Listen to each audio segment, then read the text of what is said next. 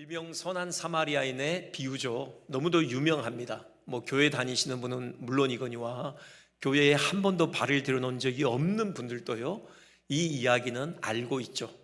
오죽 했으면 나라들이요, 이 이름으로 법을 만들더라고요. 선한 사마리아인의 법이라고 해서요. 그 취지는 그런 거죠. 지금 이 이야기가 그 강도 만나 거반 죽게 되어 쓰러져 있는 그 사람을 이 사마리아 사람이 지나가다 받고 구체적인 필요를 채우고 돕는, 자비를 베푼 이런 이야기잖아요. 그래서 그 정말 위급한 상황에 처해 있는 사람을 보고서도 아무런 도움을 주지 않고 그냥 그 자리를 지나갔다. 그런 경우에 법적으로 책임을 묻는 그런 법이 있더라고요. 일명 선한 사마리아인의 법입니다.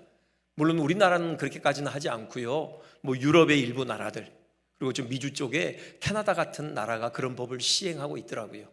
단지 도덕으로 끝나는 것이 아니라 법적인 영역으로까지 이렇게 끌어올리는 거죠. 우리나라도 선한 사마리아인의 법, 이름은 그렇지 않지만 그런 취지의 법이 있긴 있습니다. 소극적인 형태로요. 응급 의료 행위에 있어서 아주 응급한 상황에 있는 사람을 응급처치를 할 것 아닙니까? 예를 들어서 심폐소생술 같은 거 하잖아요. 그럴 때 뜻하지 않게 잘못되는 경우도 있을 수 있어요. 가슴을 너무 세게 눌러서 갈비뼈가 부러진다거나, 그런 경우에 민형사상의 책임을 묻지 않도록 하는 그런 취지의 법은 있더라고요. 일명 선한 사마리아인의 법이죠. 이 정도로 유명한 비유라는 것입니다. 그런데 예수님께서 이 말씀을 하실 때는 단지 사회윤리적인 차원에서 멈추도록 그렇게 말씀하신 게 아니죠. 그냥 사회윤리적인 그 함의만을 담고 있는 비유는 아닙니다. 좀 더 의미가 있죠. 처음에 이 비유의 시작이 한 율법 교사가 예수님을 찾아와서 영생에 관하여 묻거든요. 거기에 대해서 대화를 이어나가면서 이 비유가 나온 거예요. 그렇기 때문에 이 비유는 구원론적인 함의를 담고 있습니다. 곧 하나님 나라 이야기예요. 하나님 나라가 무엇인가 이 비유를 통해서 예수님께서 우리에게 들려주고 계신 것이고요. 오늘 그래서 이 비유를 통해서 예수님께서 우리에게 들려주시는 그 하나님 나라 이야기 귀를 기울여 보겠습니다. 먼저는요, 이 비유의 배경이 되는 예수님과 한 율법 교사와의 그 대화를 통해서 우리가 확인할 수 있는 중요한 사실이 있어요. 영생이 무엇인가 하는 거예요. 영생의 실체에 대해서 예수님께서 말씀하시는데요, 지금 이 율법 교사가 예수님께 내가 무엇을 하여야 영생을 얻으리까 그렇게 물어요. 예수님께서 답변하시기를 율법이 뭐라고 기록이 되어 있느냐, 네가 율법 교사인데 너는 율법을 어떻게 읽어내느냐, 이렇게 되물으십니다. 그러자요, 율법 교사답게 아주 정확한 답변을 내놔요. 내가 읽어보니 율법은 마음과 목숨과 뜻과 힘을 다하여 하나님 여호와를 사랑하고 또한 내 자신처럼 이웃을 사랑하라, 그렇게 말하고 있습니다. 그래요. 그러자 예수님께서 박수를 치시죠. 네 대답이 옳도다. 그래요. 사실 예수님께서도 그렇게 율법 전체를 하나님 사랑과 이웃 사랑으로 요약하신 적이 있으시거든요. 네 대답이 옳도다 인정하시는 거죠. 그러면서 하시는 말씀이 이를 행하라, 그러면 살리라 그러셔요. 그러니 이 말을 그대로 지금 이해해 본다면은 하나님을 사랑하고 이웃을 사랑해라, 그러면은 네가 영생을 얻을 것이다. 지금 이런 말씀처럼 들려요. 그러면은 우리가 조금 고개가 갸우뚱해지죠. 이거 행위구원 아닌가? 도대체 하나님을 얼만큼 사랑해야지, 이웃을 얼만큼 사랑해야지 우리가 구원을 얻을 수 있는가, 우리가 영생을 우리가 획득할 수 있는가, 이런 질문이 나오는데요, 이게 행위 구원에 대해서 말씀하셨다기보다는 그런 거죠. 영생이 뭔가에 대해서 우리에게 말씀을 들려주시는 겁니다. 영생이란 바로 하나님을 사랑하고 이웃을 사랑하는 삶이다. 지금 그 말씀을 하고 계시는 거예요. 늘 말씀드리지만 영생은 단지 그 존재가 오래 지속되는 것, 그게 충분한 영생의 의미가 아니에요. 누구나 다 그 존재는 오래 지속되게 돼 있어요. 영원히 그 존재가 지속됩니다. 분명히요, 성경에서는 의인만 부활하는 것이 아니라 악인도 부활한다고 말씀하고 있어요. 영생의 생명의 부활도 있지만요, 심판의 부활도 있다라고 말씀하고 있습니다. 불신자들도 악인들도요 부활해요. 그 존재가 영원히 지속되는 것입니다. 다만 지옥에 활활 타는 그 불못에 던져져서 거기서 영원토록 고통을 당하는 것이죠. 그래서 영생의 핵심 포인트는 하나님과 함께 사는 거죠. 하나님의 임재 가운데 머무는 것, 바로 이것이 영생이에요. 하나님의 그 선하신 얼굴빛을 배웠고 그분과의 생명의 교통을 나누는 삶, 이것이 바로 성경에서 말하는 영생의 삶인 것입니다. 여러분, 그렇다면 하나님의 임재 가운데 머무는 삶의 핵심이 뭐냐? 사랑이죠. 하나님께서 사랑이시잖아요. 그래서 그 하나님 앞에 살아간다, 그 하나님과 친밀한 생명의 교통을 나눈다, 반드시 그 삶은 사랑으로 나타나게 돼 있어요. 하나님을 사랑하고요, 또 이웃을 사랑하는 것이죠. 예수님께서 하신 말씀은 그겁니다. 영생이 뭐냐? 그것은 하나님을 사랑하고 이웃을 사랑하는 삶이다. 그렇게 말씀을 하신 겁니다.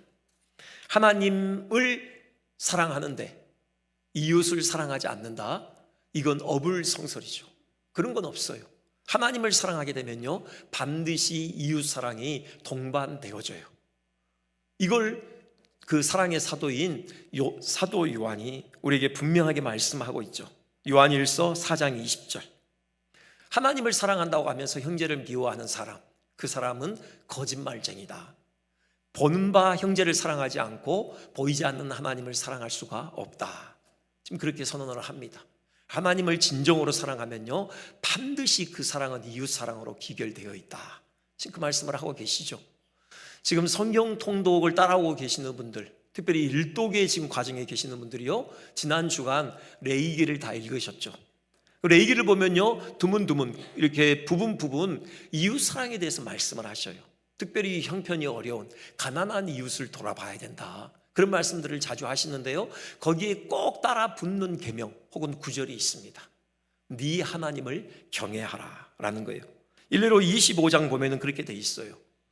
가난한 형제 반드시 돌아봐야 된다.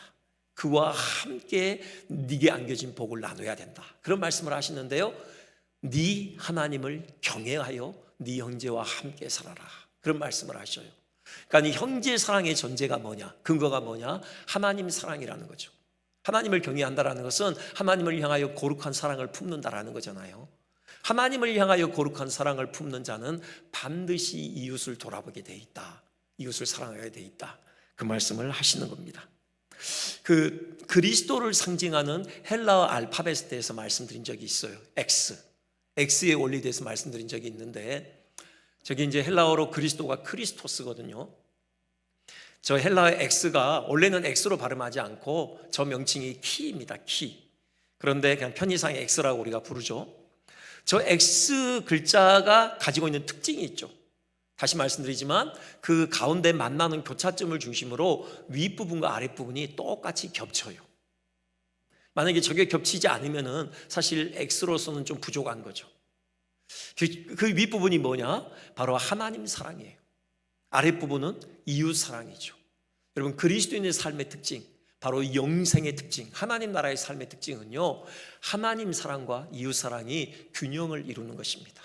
여러분, 건강한 그리스도인의 삶이 뭐냐? 하나님 사랑과 이웃 사랑의 균형이 있는 거예요. 그리고 그리스도인의 성숙이 뭐냐? 저 깊이와 폭의 넓이가 자라가는 거예요. 여러분, 하나님을 향한 사랑의 그 길이, 그 깊이가 깊어질수록, 그리고 그 폭이 넓어질수록 반드시 따라오는 것은요, 이웃 사랑의 깊이가 깊어지고 그 폭이 넓어지는 거예요. 그것이 정상이에요.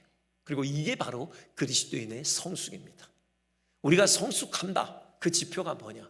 바로 하나님 사랑과 이웃 사랑이 균형을 이루는 것이고요, 그 사랑의 폭이 넓어지고 그 깊이가 깊어지는 것, 이것이죠. 우리를 한번 돌아보실까요? 그럼 우리 안에 정말 마음과 뜻과 정성과 목숨을 다하여 하나님을 향한 사랑이 자리하고 있습니까? 우리 그렇게 하나님을 사랑하는 삶을 살고 있습니까? 여러분, 그렇다면 그 다음에 과연 우리가 그만큼 하나님을 사랑하는 만큼 이웃을 사랑하고 있습니까? 여러분, 우리 마음에 이웃을 향한 그 깊고 그 넓은 사랑이 자리하고 있습니까? 여러분, 이게 영생이에요. 거기서 하나님께서 복을 명하셨나니 곧 영생이로다 말씀을 하시는 거죠. 그 영생의 풍성함을 모두가 다 누리시기를 주님의 이름으로 축원드립니다. 다음으로 우리는 이 비유에서 이제 본격적으로 비유에 들어가면요, 과연 그 사랑의 실체가 무엇인가 또 확인을 하게 되어져요. 특별히 이웃사랑이라고 그랬는데 그 이웃사랑에서 그 사랑의 실체가 무엇인지를 예수님께서는 이 비유를 통해서 우리에게 들려주고 계십니다.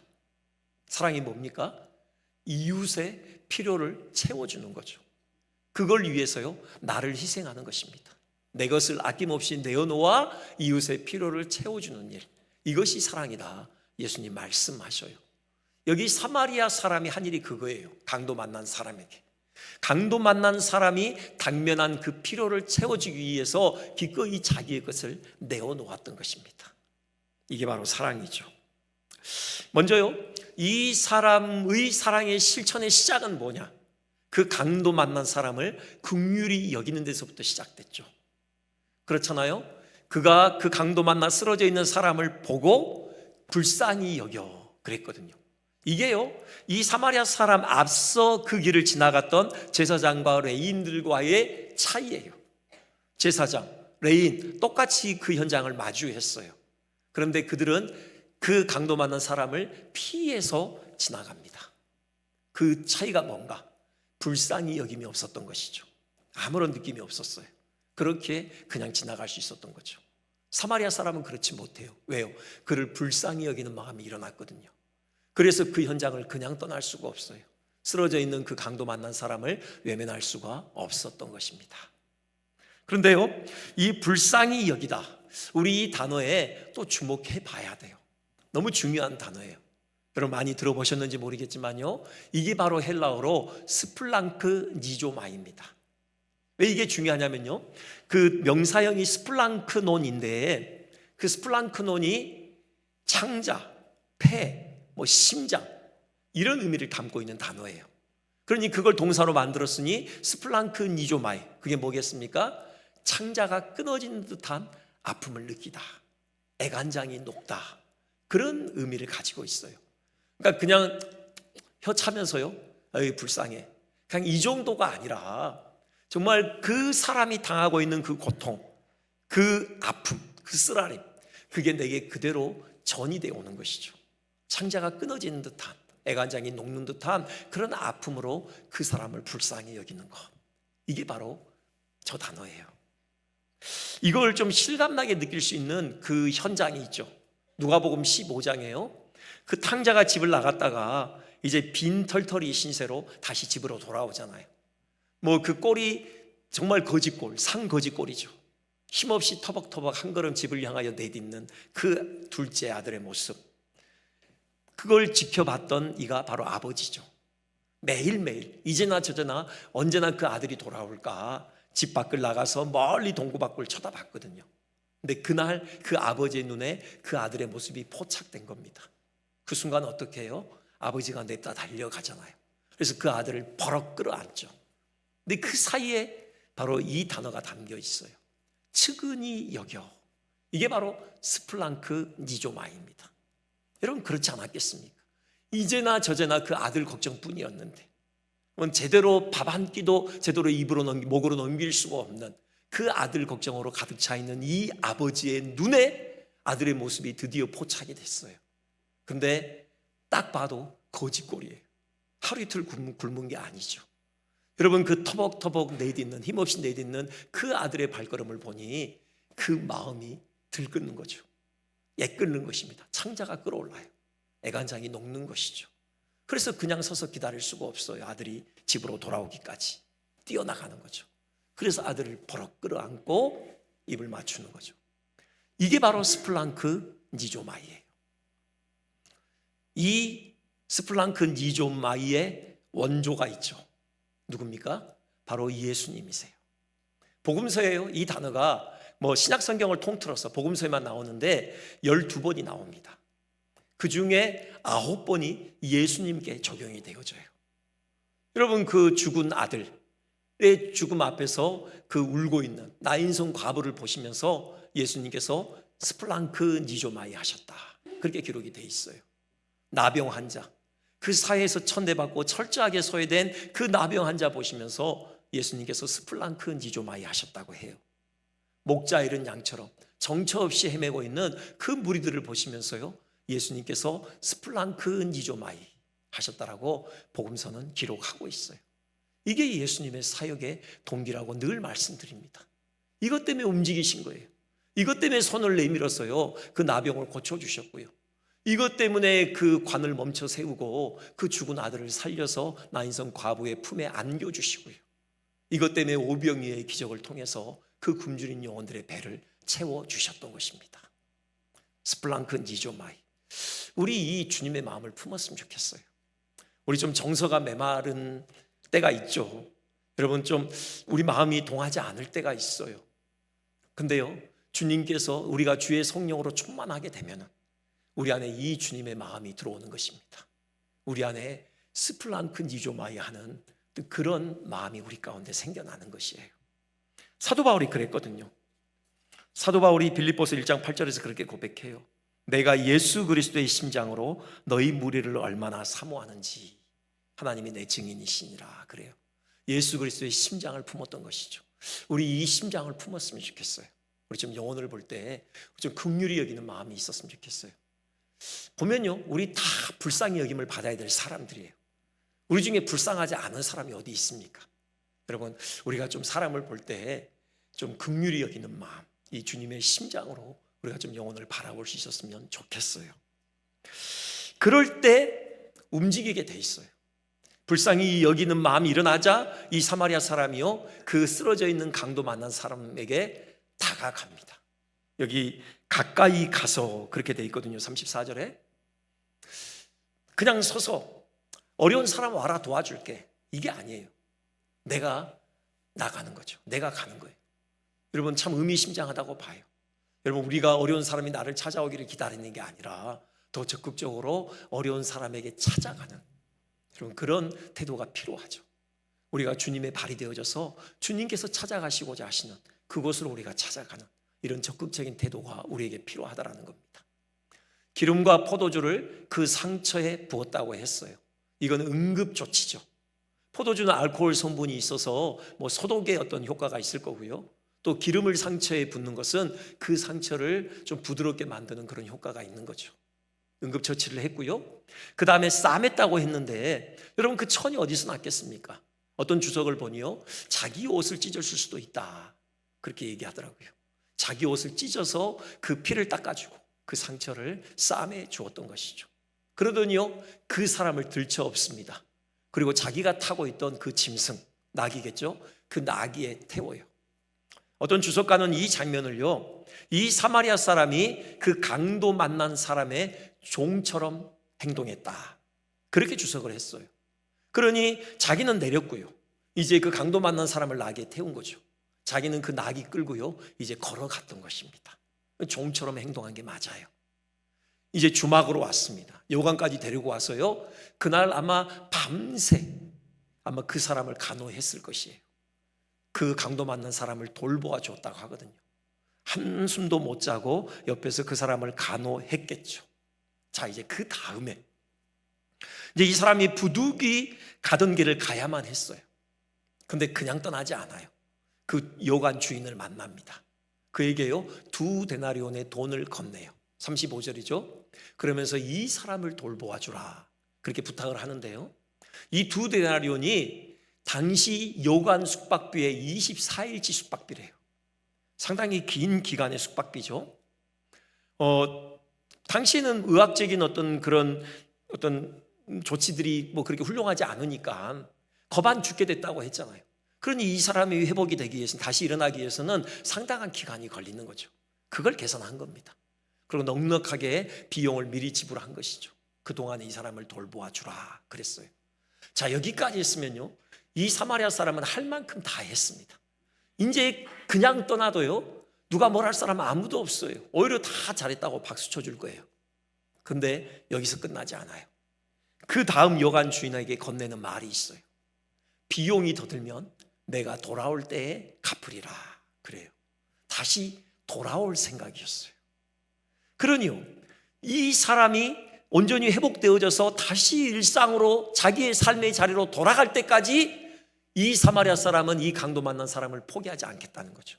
끝까지 옆에서 돕겠다라는 것입니다. 책임지되 끝까지 책임을 짓는 거예요. 그럼 대단하죠. 이게 바로 사랑이라는 겁니다. 여러분, 이 강도 만난 자의 피로를 채워주기 위해서 이 사마리아 사람은 많은 것을 포기해야 했어요. 일단은 시간을 들였고요. 그다음에 자기가 가지고 있는 소중한 물건들, 포도주든지 기름이든지 그게 옷가지든지, 여러분 그걸 기꺼이 내어놓았고요. 또 돈도 내어놓았죠. 그리고 에너지를 쏟아 부었잖아요. 여러분, 이거예요. 여러분, 누군가의 필요를 채워주는 일이 바로 사랑이고요. 그걸 위해서는 반드시 나의 희생과 헌신이 뒤따르는 것입니다. 그걸 주저하지 않는 거예요. 그걸 거절하지 않는 거죠. 이게 사랑이다. 이게 하나님 나라의 삶의 방식이다. 우리 주님은 이 비유를 통해서 우리에게 분명하게 교훈하시는 것입니다. 우리 그렇게 살았으면 좋겠습니다. 그런데요, 그렇게 살 때 여러분, 우리는 손해보는 것 아니에요. 그것이 우리에게도 유익입니다. 그 섬김의 현장에 바로 하나님께서 충만하게 임재하시는 거예요. 우리에게 복을 안겨주셔요. 그 인도의 유명한 그리스도인 선다싱 이름을 들어보셨을 겁니다. 그가 그 히말라야 그 언덕을 늘 넘으면서 그 티벳 마을에 복음 전하는 일을 해왔죠. 그러다가 사라졌어요. 실종됐죠. 네, 하루는 동료와 함께 역시 그 히말라야 언덕을 넘어서 전도하러 갑니다. 그날 밤 엄청 추웠어요. 살을 내는 듯한 추위와 싸워가며 그 언덕을 넘어가고 있는데요, 발 밑에 뭔가 걸리는 것이 있어서 자세히 봤더니 사람이 쓰러져 있는 거예요. 거의 동상으로 지금 죽어가고 있어요. 그때 동료와 이 선다싱이 잠깐 실갱이가 벌어집니다. 선다싱은 우리 이 사람 업고 가자, 서로 번갈아 가면서 업고 가자, 이대로 놔두면 죽는다. 근데 그 동료는 그건 지혜롭지 못한 일이다. 우리 혼자서도 이 언덕 넘어가기 힘들지 않느냐. 이 사람 업고 가다가는 같이 죽는다. 안 된다는 거예요. 근데 선다싱이 자기 의견을 굽히지 않자 결국 이 동료가요, 혼자 떠나버려요. 그럼 네가 알아서 해라. 네가 업고 오든지 말든지 알아서 하고 나는 먼저 가겠다 하고 먼저 떠나요.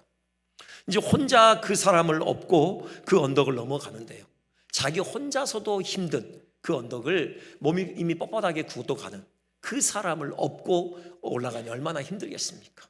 그 추위에도요, 온몸에 땀이 배었어요. 이제 겨우 올라와서 이제 다시 언덕을 내려가는데요, 뭔가 또 발에 걸리는 겁니다. 자세히 봤더니 앞서가던 그 동료가 쓰러져 있는데 정말 얼어 죽었어요. 어쨌든 이 선다싱은 그 사람을 들쳐업고 결국은 목적하던 그 마을까지 내려온 겁니다. 둘 다 살았어요. 그 사람도 살았고요, 선다싱도 그 사람 때문에 살게 된 것이죠. 여러분, 바로 이거예요. 우리가 우리의 것을 희생해서 다른 사람의 필요를 채우는 사랑의 그 현장에 하나님께서 임재하시는 것이고 우리를 살리시는 겁니다. 우리의 삶을 부욕해 하셔요. 함께 사는 것입니다. 여러분, 이런 하나님 나라의 복을 우리가 충만하게 경험하시기를 주님의 이름으로 축원드립니다. 우리가 한 가지 더 생각해야 될 주제가 있죠. 그러면은 이웃이 누구인가 하는 것이에요. 자, 영생이라는 것은 하나님을 사랑하고 이웃을 사랑하는 것이다. 이웃을 사랑한다는 것은 그의 필요를 채우기 위하여 나의 것을 희생하고 헌신하는 것이다. 그렇다면 이제 남은 한 가지 질문은 그 이웃이 누구인가 라는 것이죠. 사실 이것이요, 이 비유의 핵심 주제입니다. 예수님께서 그 이웃이 누구인지 우리에게 말씀하시기에 이 비유를 꺼내 드셨던 거죠.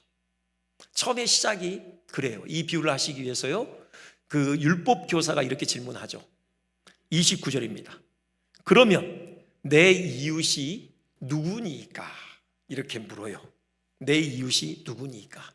그 질문에 대한 답변으로 이 사마리아인의 비유를 말씀하셨어요. 여기에는요, 이웃에 대한 관점의 변화에 대한 촉구가 있어요. 그 관점의 변화를 촉구하시는 겁니다. 자, 내 이웃이 누구니까? 이게 유대인들의 이웃에 대한 관점을 그대로 드러내는 질문인데요, 여기에는 내가 중심으로 자리하고 있어요. 나를 중심으로 해서 내 이웃이 되어줄 만한 사람이 누군가? 이런 질문이죠.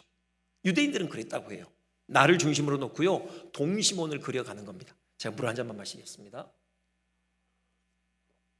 나를 중심으로 동심원을 그려요. 그래서 가장 가까운 원이 나의 가족이죠. 이웃입니다.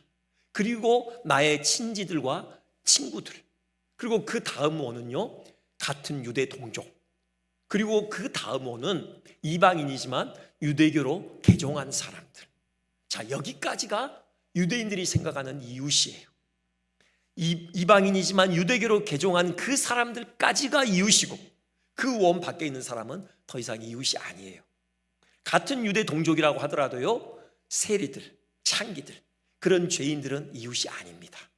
그리고 이방인들, 그들은 당연히 이웃이 아니고요, 여기 비유 속에 등장하는 사마리아인도 이웃이 아니죠. 이게 유대인들의 이웃에 대한 관점이에요. 우리 주님께서는요, 이 관점을 깨뜨리시는 거예요.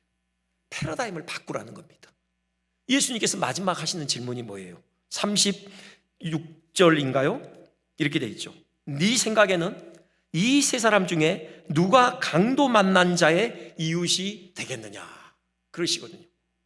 여러분, 중심이 바뀌었죠. 유대의 그 율법교사는 나의 이웃이 누구입니까? 그렇게 물어요. 근데 예수님께서는 이 강도 만난 자의 이웃이 누구이겠느냐, 중심이 바뀐 겁니다. 나에서 다른 사람으로 바뀌어요. 강도 만난 사람으로 바뀐다고요. 형편이 어려운 사람으로 바뀌어요. 누군가의 도움이 필요한 사람으로 그 중심이 바뀌는 겁니다. 이게 하나님 나라의 이웃에 대한 관점이라는 거예요. 나를 중심으로 내가 필요로 하는 누군가가 이웃이 아니라요, 그 누군가의 도움을 필요로 하는 그 사람을 중심으로 내가 그 사람에게 이웃이 되어줄 수 있을 것인가, 이렇게 질문을 던지라는 겁니다. 이 관점의 차이가 바로 제사장과 레위인, 그리고 사마리아인의 차이예요. 제사장과 레위인이요, 이들은 성직자잖아요. 높은 윤리의 수준을 요구하잖아요. 그럼에도 불구하고 전혀 양심의 가책 없이 그 강도 만난 자를 외면하고 떠날 수 있는 이유가 뭔가? 그들이 가지고 있는 이웃에 대한 관점 때문이에요. 그들의 관점에 의하면은 강도 만난 사람은 쓰러져 있는, 피를 철철 흘리면서 거반 죽어가는, 아니 죽었을지도 모르는 그 사람은 더 이상 이웃이 아닌 겁니다. 자기처럼 거룩한 자와 어울리지 않는 부정한 자예요. 이미 이웃의 그 동심원에서 벗어나 있어요. 그러니 양심의 가책 없이 그냥 지나칠 수가 있는 겁니다. 사마리아 사람은 그렇지 않았어요. 자기를 중심으로 이웃을 생각하지 않아요. 강도 만난 사람이 중심입니다. 그 사람에게 과연 내가 이웃이 되어줄 수 있을 것인가, 그걸 질문한 거죠. 그 강도 만난 사람의 필요를 채워줄 누군가가 필요했을 때 자기가 기꺼이 그 필요를 채워줄 이웃이 되겠다라고 결단을 했던 것이죠. 이거예요. 여러분, 우리의 관점을 바꿔야 하는 것입니다. 세상은요, 철저하게 이웃과의 관계에서 give and take죠. 내가 하나를 주면요, 하나를 돌려받아야 돼요. 그런 사람들만이 나의 이웃이죠. 내가 도움을 받을 수 있는 사람이어야 해요. 적어도 나와 어울리는 사람이어야 합니다.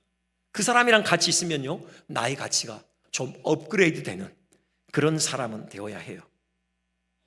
하나님 나라의 이웃 개념은 그게 아니에요.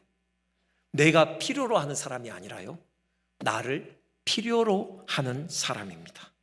이 강도 만난 사람처럼 나를 절실히 필요로 하는 사람이 나의 이웃인 것이죠. 내가 수고하고 헌신해서 그 사람을 섬겨도요, 아무런 열매가 나타나지 않을 수도 있어요. 그렇게 형편없는 사람처럼 보일 수도 있어요. 그럼에도 그 사람이 나를 필요로 한다? 그러면 나는 기꺼이 그 사람의 이웃이 되어주는 것. 이게 하나님 나라의 원리라는 것이죠. 예수님께서 그렇게 하셨거든요. 그렇잖아요. 우리가 예수님께 무슨 유익이 됩니까? 무슨 도움이 됩니까? 그런데 예수님께서 우리에게 이웃이 되어주셨어요. 왜요? 우리가 예수님을 필요로 하는 존재거든요. 물론 우리는 예수님을 필요로 하는지도 몰랐어요. 예수님에게 도움의 손길도 내밀 줄 모르는 그러나 어리석고 비참한 사람들이었죠. 강도 만난 사람처럼요, 옷을 다 벗기고 정말 피를 철철 흘려가며 고통 중에 신음하고 있었어요. 영적으로 죽어버린 사람들이라고요. 그 사람을 위해 예수님께서 이웃이 되어주기 위해 우리를 찾아오신 것이죠. 우리의 상처를 싸매시고요, 치유하시고 회복하셨어요. 그리고 지금도 우리가 온전해지기까지 돌보시기를 멈추지 않으시는 것입니다. 끝까지 책임지시는 것이에요. 우리 그런 삶을 살았으면 좋겠습니다. 한 가지만 말씀드리고 말씀을 마치겠는데요, 여기에는 어떤 장벽도 다 허물어져요. 우리 한번 에베소 2장 14절 말씀 우리 같이 봉독해 볼까요?